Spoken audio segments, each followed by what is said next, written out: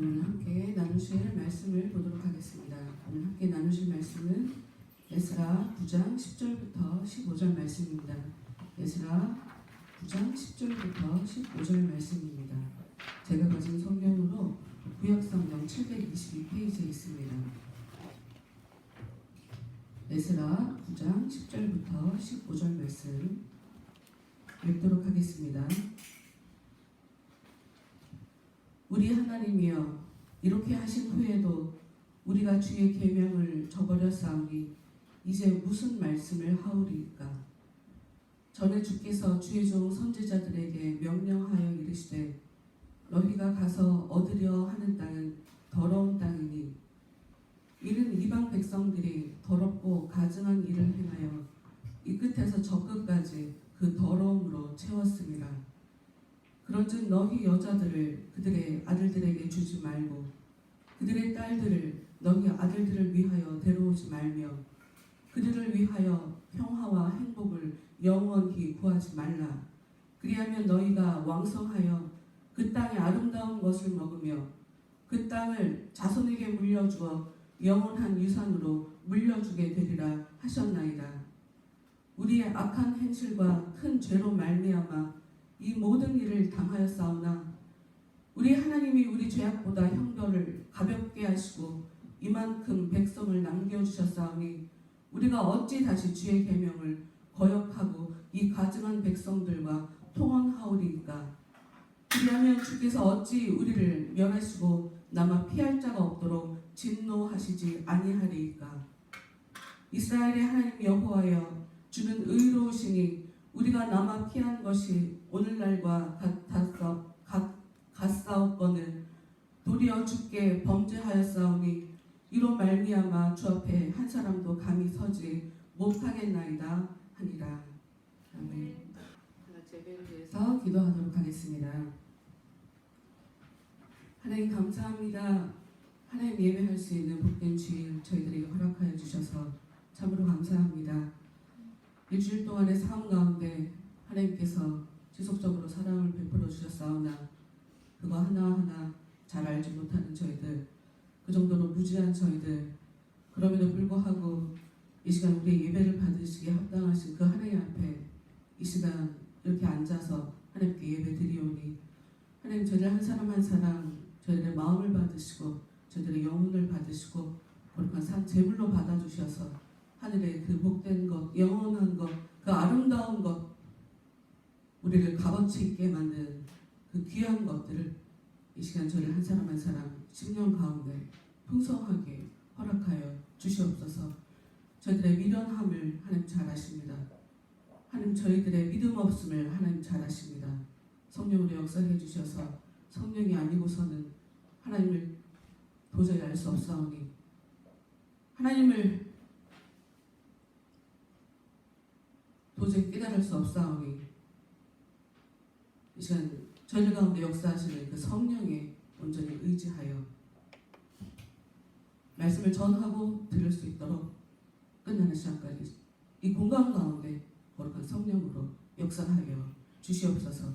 예수님 이름으로 기도합니다. 아멘. 오늘 말씀의 제목을 한번 다 같이 읽어보도록 하겠습니다. 시작! 의로우신 하나님이 자기 백성을 사랑하시는 방법. 네, 의로우신 하나님이 자기 백성을 사랑하시는 방법. 말씀, 오늘 함께 읽은 말씀을 보도록 하죠. 그 마이크 소리가 자꾸 나요. 네. 에스라 9장 10절 말씀을 함께 보도록 하겠습니다. 10절. 우리 하나님이여, 누가 얘기를 하고 있죠? 우리 하나님이여, 이렇게 하신 후에도 우리가 주의 계명을 저버렸사오니 이제 무슨 말씀을 하오리까? 지금 이 이야기를 하고 있는 사람은 제사장 에스라예요. 오늘 책에 함께 나눈 성경 말씀의 책 제목이죠. 에스라, 제사장의 이름이에요. 제사장이 사람들의 이야기를 전해 듣고 갑자기 기도하다가 마음이 허물어질 대로 허물어지고 줍니다. 그래서 하나님께 탄식하고 있는 상황이에요. 우리 하나님이여, 이렇게 하신 후에도 대체 하나님이 어떻게 하셨길래 이렇게 하셨는데도 우리가 주의 계명을 저버렸다고 이렇게 탄식을 하고 있는 것일까요? 자녀들을 키우면서, 아이들을 키우면서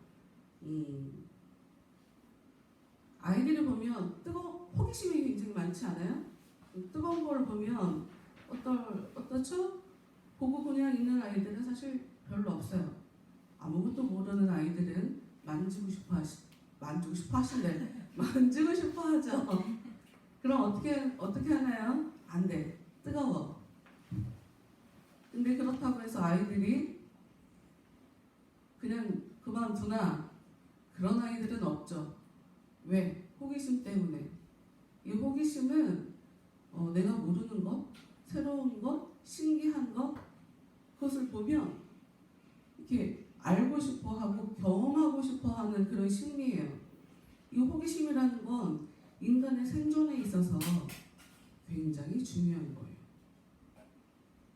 근데 저는 여기서 생존보다 좀 더 중요한 거를 얘기하고 싶어요. 성경에 있어서 이 호기심이라는 단어가 왜 의미가 있을까? 하나님은 이 호기심이라는 것을 적극적으로 활용해서 사람들을 교육시켜 가세요. 계시가 뭔지 혹시 여러분 들어보셨는지 모르겠어요. 교회를 다니시면서 계시,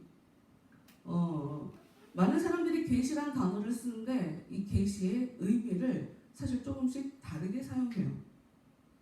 근데 일반적으로 계시라고 하면 하나님이 나한테 무언가를 알려줬어. 근데 굉장히 신비적으로 내가 기도하는데 하나님 나한테 뭔가 알려줬어. 직통 계시를 받았어. 이런 얘기죠. 보통 이런 말을 많이 사용해요. 근데 여러분 이거 성경에서 얘기하는 그런 의미가 아니에요. 계시는 모르던 거를 알게 되는 게 맞아요. 그런데 하나님이 얘기하는 계시는 그런 의미가 아니에요. 사람들에게 하나님은 내가 어떤 존재인지를 지속적으로 알려주세요. 나는 너희들한테 무엇을 원한다 하는 걸 계속 알려주세요. 그런데 참 재미있게 계시가 확장된다고 해요. 이건 굉장히 중요한 의미예요. 하나님은 점점 알려주세요. 그런데 성경을 보면 분명히 계시는 확장된다고 써있으나 하나님은 처음부터 끝까지 크게 별 다른 말을 하신 게 없어요. 변화가 일어나는 건 인간이에요. 인간이 고집을 피우다가 점점 자기를 내려놓는 거예요. 근데 그거를 우리는 하나님의 계시의 확장성이라고 얘기하죠. 이게 무슨 얘기냐? 여러분 사람들은 평생 배워야 돼요. 나이가 드실수록 배워야 돼요. 그래야 굉장히 여러 가지로 유익해요.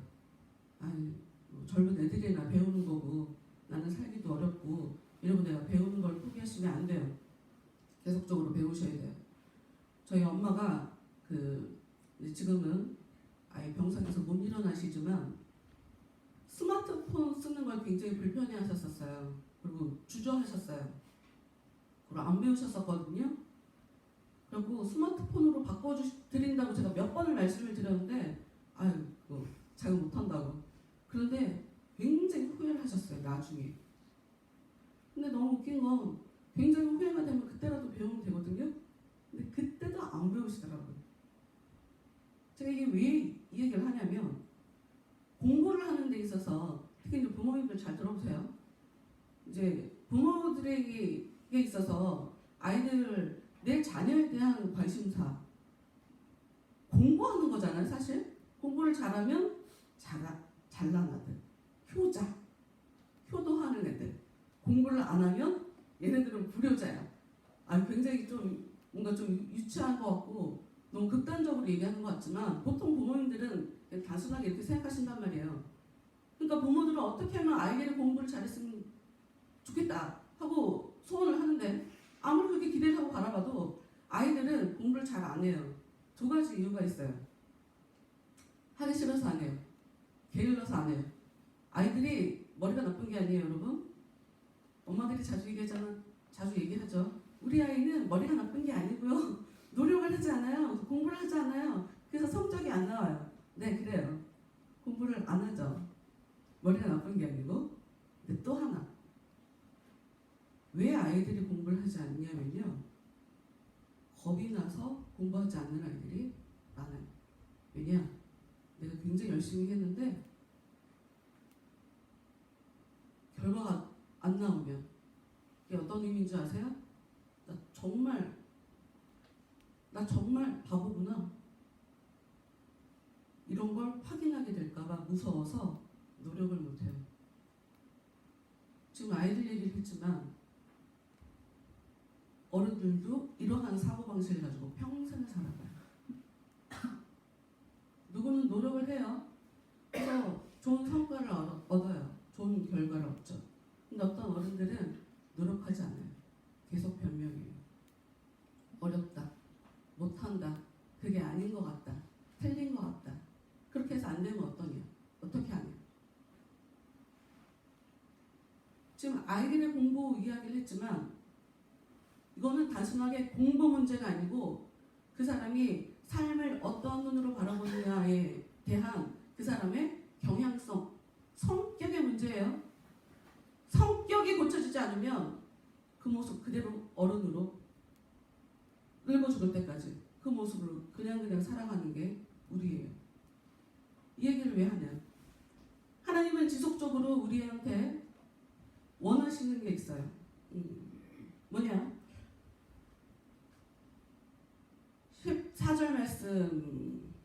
14절 말씀을 볼까요?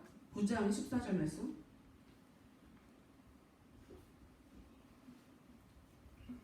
아니요, 10절을 먼저 봅시다. 9장 10절 말씀. 우리 하나님이여 이렇게 하신 후에도 우리가 주의 계명을 저버렸사오니 이거죠. 하나님이 우리한테 원하시는 건 뭐냐면 내 뜻대로 살아. 내가 너희들한테 준 내 계명대로 살아. 이게 하나님 뜻이에요. 근데 우리는 지속적으로 그것을 안 들어요. 그럼 하나님은 어떻게 하시냐? 우리한테 힘든 상황을 만들어주죠? 하나님의 말씀대로 살지 않을 때 힘들어지는 삶의 어려움을 하나님께서 연출해 가시죠. 그러면 그 힘든 상황에 하나님 도와주세요 하고 하나님께 도와달라고 하면 하나님 도와줘요. 그러면 한동안 말을 들어요.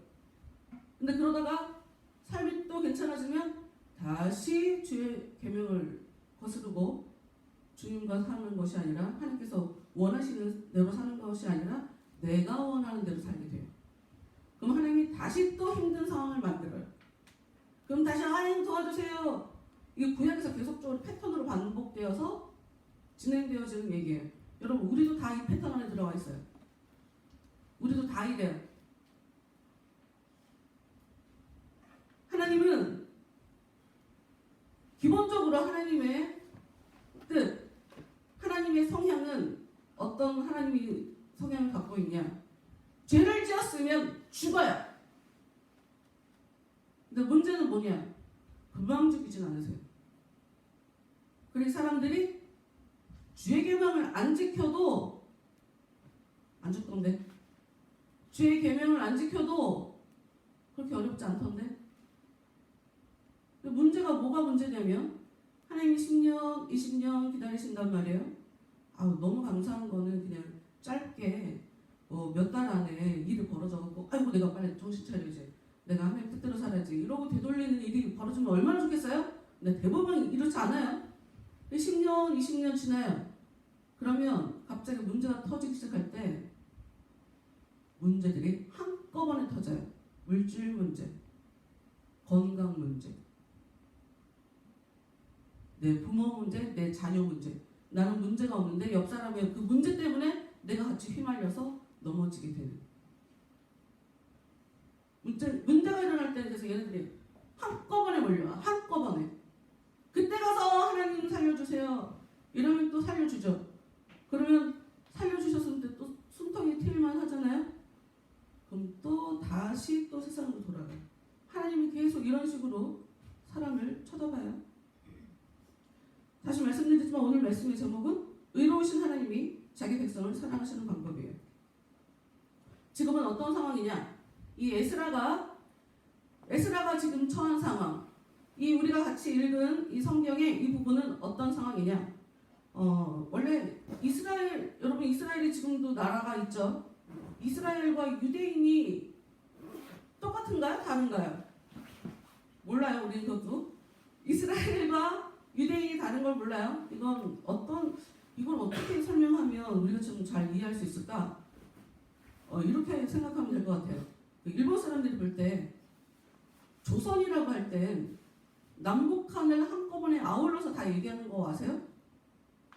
일본에선 그래요. 북조선, 남조선 그 사람들은 갈라서 보거든요. 한국이라고 할 때는 그냥 남한만을 그냥 단순하게 생각하지 않아요. 일단 남한도 조선진이고 북한 사람도 조선진이에요. 조선이라고 할 때는 남북한 사람들을 다 합쳐서 얘기하는 거예요. 근데 한국이라고 할 때는 이 남한만을 얘기하는 거겠죠. 이스라엘이라고 할 때는 이스라엘 사람들 전체를 포함해서 얘기하는 거예요. 근데 유대인이라고 할 때는 남한만을 얘기하는 것 같은. 우리나라가 남북한이 나뉘어 있는 것처럼 이스라엘도 남북이 나뉘어 있었어요. 북쪽이 먼저 망했어요. 남쪽은 나중에 망했어요. 이게 어떤 의미냐? 북쪽 사람들이 먼저 하나님을 버렸어요. 그 얘기는 무슨 얘기냐? 남쪽 사람들도 너네도 똑같은 인간들이니까 너네들도 하나님을 버리면 이스라엘이 망한 것처럼 북쪽이 망한 것처럼 너네들도 망할 수 있어 라는 이야기의 예고편에 불과한 거예요. 근데 남한 사람들, 남유다 사람들 똑같이 하나님을 저버렸어요. 이 사람들이 놓친 건 뭐냐? 오늘 11절 말씀을 봅시다. 11절 말씀. 전에 주께서 주의 종 선지자들에게 명령하여 이르시되 너희가 가서 얻으려 하는 땅은 더러운 땅이니. 지금 이게 무슨 말이냐면 이 사람들이 지금 살고 있는 가나안 땅. 교회 안에서 가나안 땅을 얘기하면서 젖과 꿀이 흐르는 땅이라고 얘기해요. 여러분 지금 근데 젖과 꿀이 흐르는 가나안 땅을 이 성경 이건 레위기에 나와 있는 말씀이거든요. 근데 보세요. 뭐라고 써 있는지 더러운 땅이라고 써 있어요. 교회에서 가나안 땅을 얘기하면서 젖과 꿀이 흐르는 땅에 대해서 굉장히 긍정적인 것만 얘기를 해요. 사람들한테. 여러분이 이 얘기만 듣고 한쪽만 보고 단순하게 생각하시면 신앙생활 제대로 실패하십니다. 젖과 꿀이 흐르는 그 땅은 한편으로 볼 때 더러운 땅인 거예요. 뭐냐? 여러분 교회 다니실 때 교회에서 많이 얘기하는 거 복 주신다니까요. 근데 문제는 뭐가 문제냐면 마음을 못 지키면 받은 그 복, 받고 싶어하는 그 복 때문에 내가 더러워진다는 게 문제죠.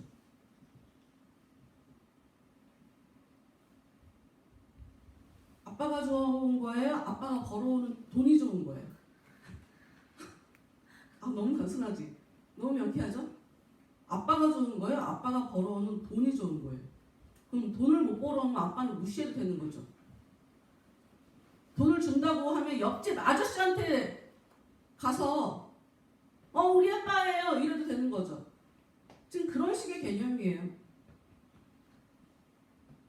하나님은 책임감을 가지고 나는 너네 하나님이 돼줄 거야. 근데 조건이 있어. 넌 내 계명을 지켜야 돼. 내가 원하는 대로 살아야 돼. 내 백성이 돼야 돼. 그럼 내가 너한테 복을 줄 거야. 이게 처음부터 하나님께서 제시한 거래 조건이에요. 근데 사람들은 복은 받고 등을 돌려버려요.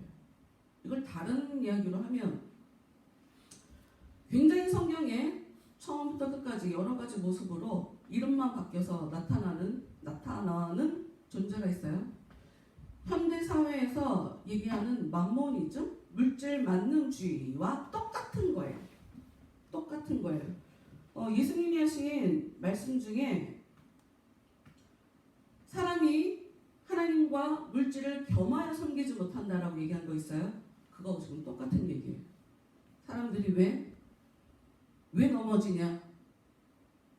하나님이 정말 복을 주시거든요. 그런데 복을 받으니 아니면 복을 받고 싶어 하는 그 마음 때문에 자기도 모르게 하나님이 아닌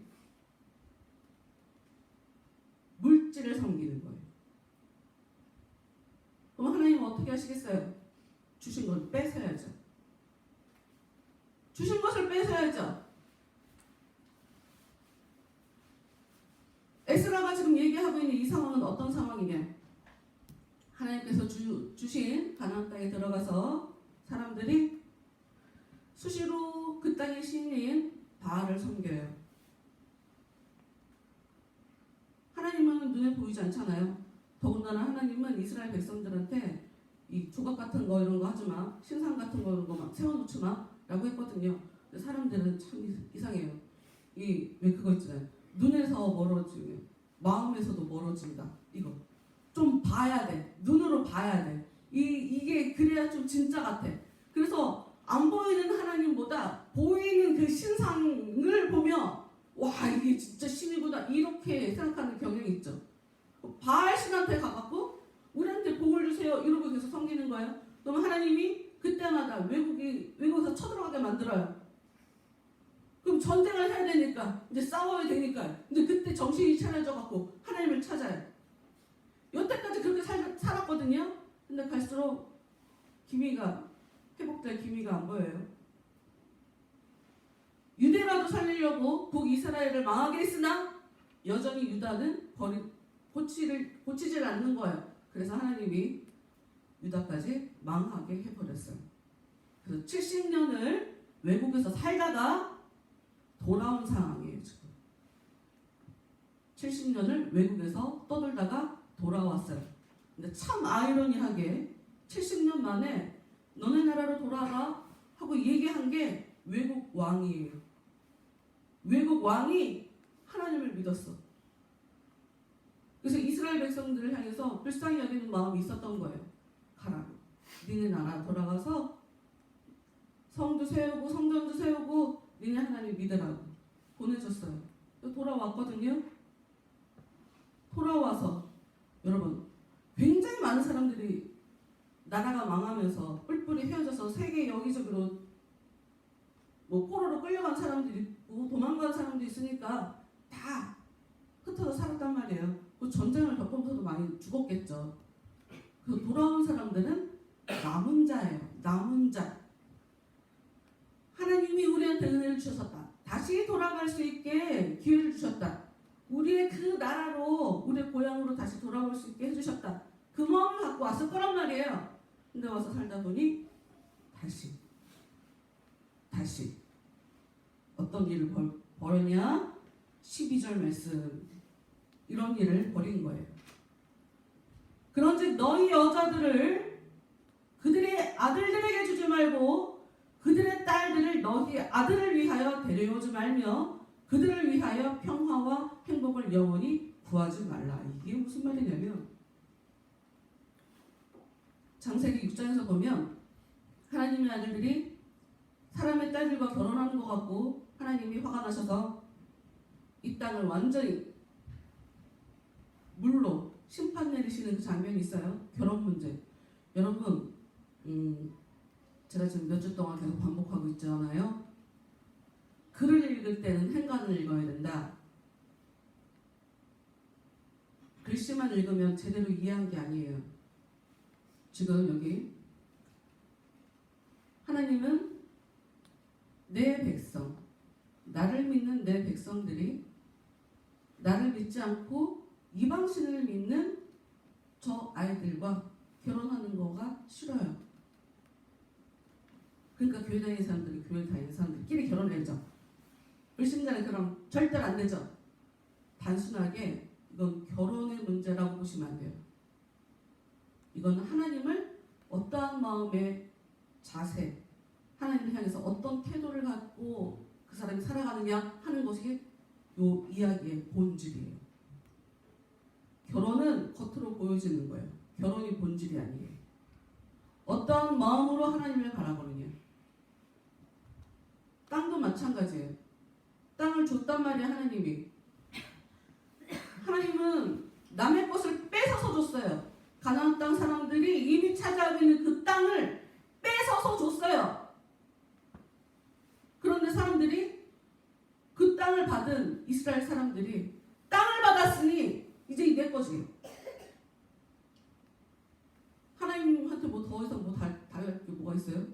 주신다고 하는 약속을 받았으니 그걸로 끝이지. 줬다 뺏는 게 제일 치사하잖아요. 하나님이 다시 뺏을 거라고 생각을 안 하셨던 것 같아요. 이 사람들이. 왜? 긴 시간 그 나라에서 좀 살고 있으니까 자기들이. 몇백 년 살고 있으니까 우리나라가 망하게 될 거 생각을 못했죠. 그리고 더군다나 조상한테 약속해서 받은 땅이란 말이에요. 하나님 왜 가져가시겠어요? 그건 우리 생각이죠. 땅을 대하는 태도.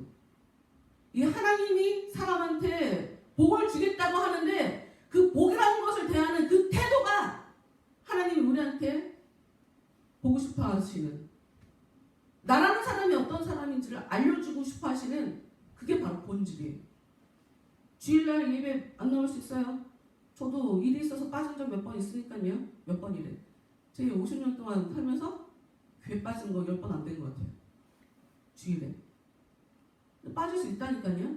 그런데 주일에 예배를 나오고 안 나오고는 교회에 나온다 안 나온다, 단지 겉에 이 표면적으로 나타나는 그게 본질이 아니에요. 이 사람이 삶에 어떠한 자세를 가지고 하나님을 바라보냐, 지금 이게 그게 본질인 거란 말이에요.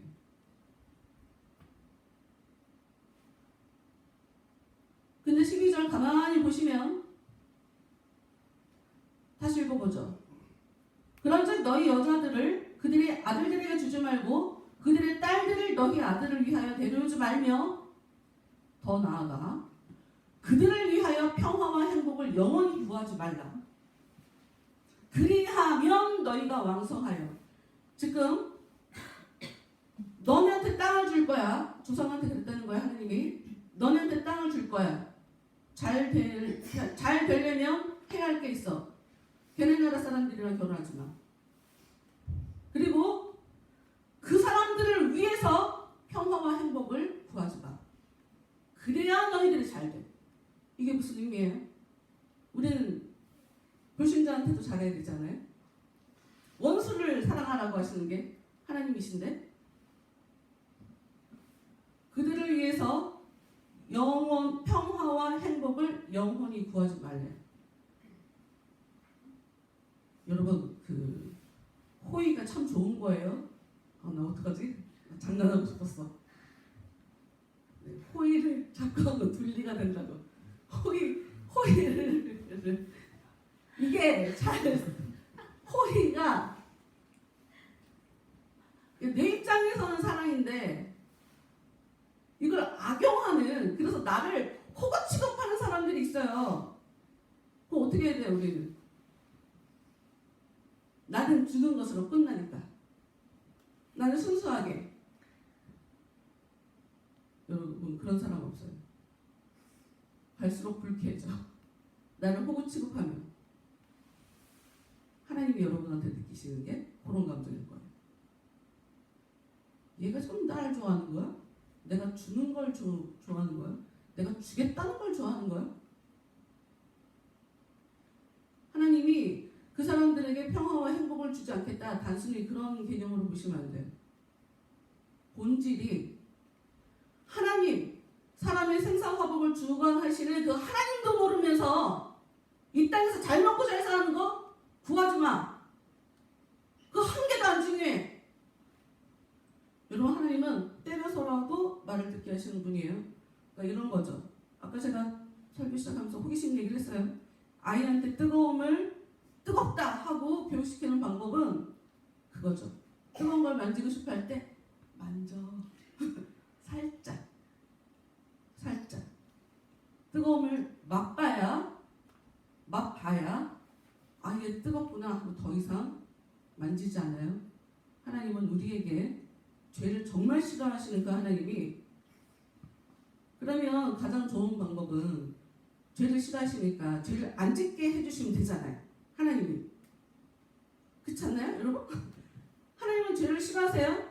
그러면 하나님이 그거 죄야. 그거 죄 지면 내가 너 싫어해. 너 그거 죄 지면 복 못 받아. 이렇게 하시는 분이면 얼마나 좋겠어요? 근데 하나님 그러시는 분이 아니에요. 죄를 짓게 생겼어요. 그리고 그 부작용에 대해서 본인이 깨닫게 해요. 어쩔 수가 없어요. 하나님은 마귀는 사람 안에 들어가서 사람을 아예 통째로 먹어버리고 지배해버리죠.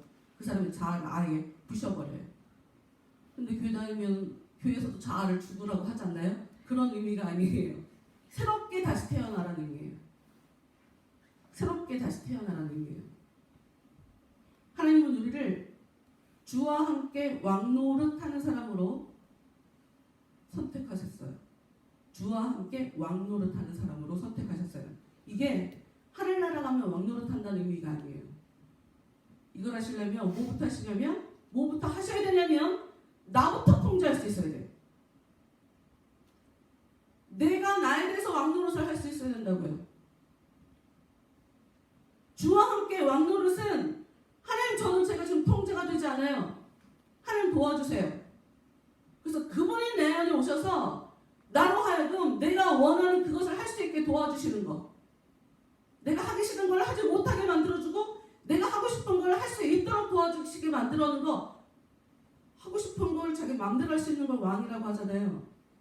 주님이 내 안에 오셔서 주님과 함께 그것을 할 수 있는 거. 그게 바로 진정한 주와 함께 왕노릇한다라는 말의 의미인데, 우리는 이걸 잘못 이해를 하니까 애들은 그거 부르지. 왕 나는 왕자다. 모르는구나. 아는 사람은 알아. 여자애들은 공공공공 나는 공주다. 하늘나라에서 우리가 왕자로 공주로 등극하는 줄 알고. 그런 의미가 아니에요. 여러분, 제가 지속적으로 성경을 글씨만 읽어서는 우리가 성경의 진정한 의미를 알 수가 없다고 계속 얘기하는 것이, 기독교 안에서 너무 많은 성경에 대한 오해를 하고 있으니 하나님에 대해서 제대로 알 수가 없는 거예요. 그러니까 이 오해를 하면 안 된다. 성경의 진정한 의미는 그런 의미가 아니다. 앞으로도 계속 그런 얘기만 할 거예요. 여러분 13절 읽어봅시다.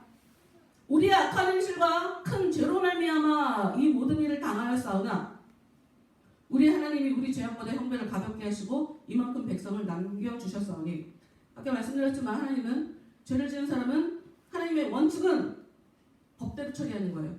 어저께도 제가 아들이랑 통화하면서 야, 법대로 처리한다는 거 말 너무 재밌지 않냐? 여러분, 법대로 처리하는 게 나쁜가요? 좋은 거죠? 근데 잘 생각해보세요. 법대로 처리한다. 어떤 때 사용하세요? 화날 때. 됐어요. 법대로 하겠어요. 그런데 상대방이 죄송합니다. 그럼 내가 그럼 법대로 처리하지 않고 좀 봐줄게요. 이거예요. 하나님이 그거예요. 하나님은 기본적으로 사람을 죽이려고 하시는 하나님이 아니에요. 죄인을 그냥 바꿔가고 싶어 하시는 게 하나님의 진정한 의미예요. 그렇기 때문에 파괴하고 죽여버리고 싶진 않아요. 그래서 죄 지은 만큼 다 갚아주진 않아요. 죄를 지은 만큼 다 갚아주면 진작 죽었지 우리는. 그래서 하나님이 죄 지은 것보다 훨씬 더 힘든 상황에 넣는단 말이에요. 그런데 사람들은 굉장히 단순해요. 난 힘든 일을 겪었으니까 내 죄값을 다 치른 줄 알죠. 그리고 그 이후로 자만하며 살아요.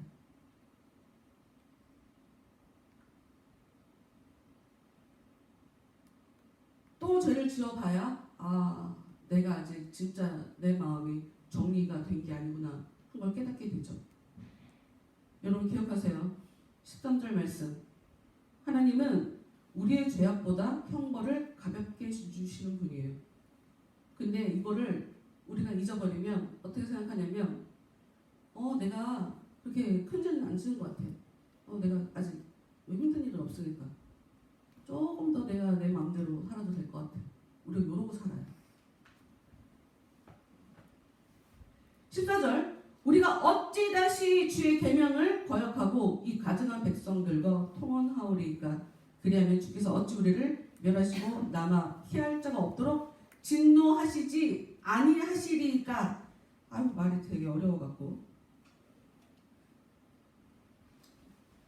우리 개역 개정이 참 말씀이 되게 어렵게 나와갖고 쉬운 성경으로 제가 14절 말씀을 읽어드릴게요. 우리는 이 역겨운 백성들과 결혼하여 또다시 하나님의 명령을 어기는 죄를 지었습니다. 그러므로 하나님의 진노 때문에 우리는 망하고 말 것이며 우리들 가운데 아무도 살아남지 못하게 될 것입니다. 에스라가 왜 하나님 앞에 한탄한 마음으로 마음이 허물어져서 기도하게 됐나? 우리 이제 막 이 나라에도 돌아왔는데 백성들이 또 이러고 있으니 우리가 또 망하겠구나. 지금 이래서 놀란 거예요.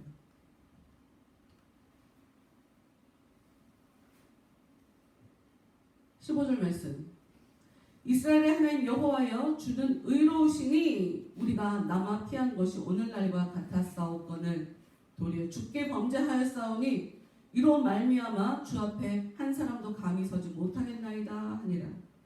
여러분 이 말씀을 통해 여러분과 함께 나누고자 하고 싶은 하나님의 진리는 하나님이 왜 우리를 죄를 짓게 하나? 겸손한 마음을 갖게 하기 위함이에요. 죄를 짓지 않도록 미리 차단해 주지 않으시고 왜 죄를 짓게 만드냐면 그래야 겸손하게 삽니다. 겸손한 마음이 있어야 하늘은 들어가요. 하늘도 못 들어가면서 복은 줘갖고 힘들 때 도와주시는 하나님은 너무 기대해갖고 여러분 하나님을 도깨비 방맹으로 생각하시면 안 돼요. 절대. 그 여러분 하나님 호구 취급하는 거예요. 하나님은 우리를 어떻게 사랑해 주시냐? 죄를 짓게 만드시고 그걸 통해 회개하게 만드시고. 근데 여러분 이 이후로 에스라 우리가 지금 9장 말씀 봤잖아요. 10장에 어떤 일이 벌어진지 아세요? 강제로 이혼하는 일이 벌어져요. 이혼하라고 하는 얘기가 아니에요. 지금 구약 말씀이니까 신앙 또 성경만 보고 또 글씨만 보고 그러니까 우리는 이혼을 해야 된단 말인가? 불신자를 결혼했으니까 지금 그런 의미를 얘기하는 게 아니에요. 그래서 바울이 이 신학에 가서 이런 부분을 또 얘기한 게 있어요. 그냥 있어, 그냥 살아. 걔가 너가 싫다고 그러면 이혼하지만 그냥 살아. 네가 진짜 신앙생활 잘하면 네 배우자가 믿게 될 거니까. 바울이 얘기하는 거거든요. 그럼 하나님은 여러분을 사랑해 주려고 복을 주려고 여러분이 원하는 것을 주세요. 근데 그런 얘기 있죠. 괴물과 싸우다 보면 내가 괴물이 된다고? 어찌 보면 복이라는 것은 정말 하나님 앞에 내가 잘 살았구나 하고 생각하게 되는 칭찬, 보너스 이런 개념일 거예요. 근데 마음 관리를 잘 못하시면 아까 얘기한 하나님과에 대한 관계도 없이 그저 뜬금없이 공허하게 막연하게 평화와 행복만을 원하신다면 그 생각이 여러분을 오히려 더 힘든 상황에 던져버릴 거예요. 정확하게 기억하세요. 하나님은 여러분에게 복을 주실 거예요.